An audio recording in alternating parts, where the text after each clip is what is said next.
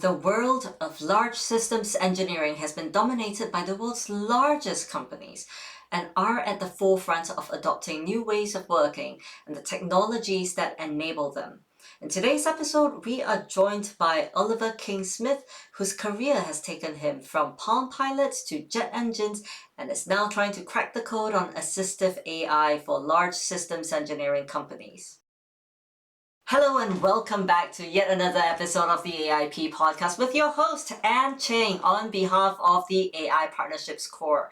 Today, joining me is a mathematician extraordinaire, exited founder, and now assistive AI practitioner, Oliver King-Smith. Now, Oliver is the founder of SmartR AI, which is based out in Scotland, UK, and discussing the role of assistive AI in the engineering and manufacturing industries globally.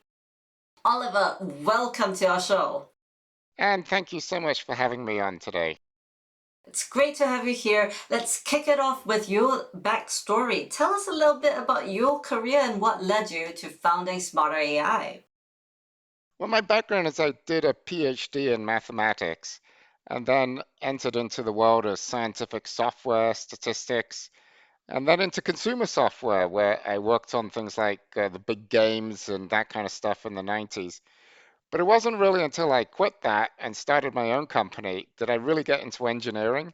And I think I found my tribe once I got into engineering. And I've been engineering ever since, working with big companies and startups, always in the embedded hardware and software world. And I've really enjoyed doing that and finally felt that there was a need to do AI in that particular world. And that's how I got going with AI and engineering and love that whole systems engineering. That's amazing. Tell us a little bit about SmartR AI and what problem are you really solving for? Yeah, so when I started Smarter, I really felt there was a need, as I said, for engineering companies to be able to use AI. I had discovered that AI could be used to help solve problems when I was working with Toyota on a personal mobility device for blind people. And so with that, I tried to get a couple of big engineering companies to allow me to start AI divisions unsuccessfully. And so in 2020, I decided I'll just start my own AI company and really focus on trying to solve interesting problems using AI. That's amazing. But in the world of engineering or manufacturing, most companies buy what they can see, hold, and touch. And AI is generally a concept that is so foreign to so many companies. How do you drive greater education in such an industry? Yeah, that's a really great question. And it's definitely something that I think lots of people are spending lots of time trying to do. So what we do is we try to speak on podcasts such as this, and we speak at conferences, and we publish a lot of articles and interesting blog content just on our website where we talk about AI, what it's good for, what it's not good for, some of the ethical concerns, some of the legal concerns.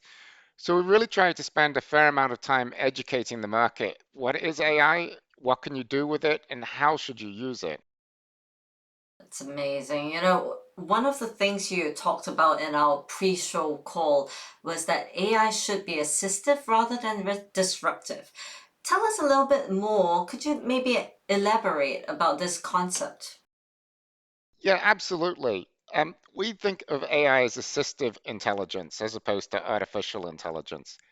And the reason we think that is because when you look at what AI is good at doing, it's really fantastic at solving certain problems. For example, it can look for patterns in very high dimensional data, or it can ask endless amounts of questions over and over and over again. Now, humans can do both these things, but they're not, we're not very good at it. If you ask the same questions over and over again, you get bored, you get burnout, you may miss something. Or if you're looking for those data in these large data sets, it can take days, weeks, months to find the answer. But what humans are really good at doing is seeing a pattern and saying that makes no sense whatsoever, or seeing a pattern the AI has found and saying, oh, now that's interesting. I wonder what's causing that. Let me dig in further. So that natural inquisitiveness and the knowing how to ask right questions really is something we're fantastic at doing and AI can't do. So when you combine the two together, what AI is good at and what we're good at, you get something magical. You get something that's better than each individual part. And that's why we try to get people to think of AI as assistive intelligence as opposed to artificial intelligence. It's super cool. You know, the world is evolving so rapidly right now. How would a manufacturer or engineering company adopt technologies like artificial intelligence and the like? Yeah, so it can be quite difficult for them to do that. You really need to get some leadership, some courage at the top of the organization saying we should start looking at this. Now, one of the things that's really cool about AI is you don't need to rip out everything you're doing and say, we're going to start over and we're going to use AI. You can bring it in incrementally and you can start figuring out what works for you, what doesn't work for you. And that process, though, is important to start soon because if you don't, your competitors are going to get ahead of you and they're going to figure out how to use AI much more effectively than you will. And they'll start getting new ideas about how can I apply this technology? How can I solve this problem? So you really want to start and actually just kind of get your feet wet and understand how you can use this technology in your business. That's definitely good advice. Well, I think we should talk a little bit about what you think is on the horizon for artificial intelligence and new technologies moving forward. Yeah, that's always hard to predict because AI is very, very fluid. It's new inventions are coming out all the time in the field, and so it changes extremely rapidly.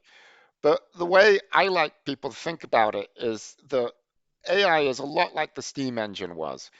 With the steam engine, it revolutionized the world. Before the steam engine, pretty much everyone lived on farms or in little villages around farms. And after the steam engine came out and the Industrial Revolution happened because of it, you now ended up with almost everyone living in cities in Europe, at least, and very few people living on the farm. I think AI's that big a change. It's and like the steam engine, we don't quite understand it. Carnot didn't figure out thermodynamics until quite a few decades after the steam engine had been around. Likewise, we're still trying to figure out exactly how AI works. So very similar parallels, and you really just got to kind of get in there and start figuring out how do I apply it to my business?